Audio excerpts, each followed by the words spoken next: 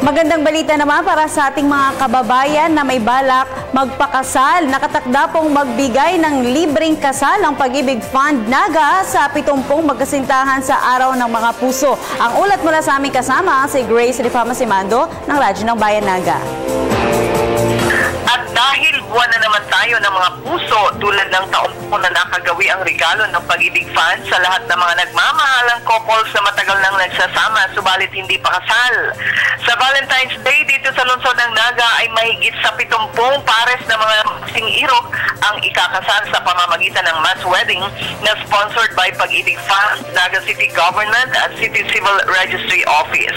Sagot ng Pag-ibig Office ang bento at handaan sa kasal at upang mas lalong swertihin ang mga ikakasal, isang house and lot ang ipaparaffle at kanilang papanalunan.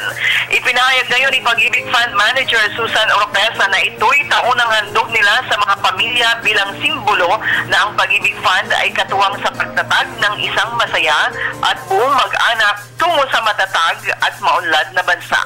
Radyo ng Bayan Naga para sa Telebisyon ng Bayan, Grace Rifama Simando.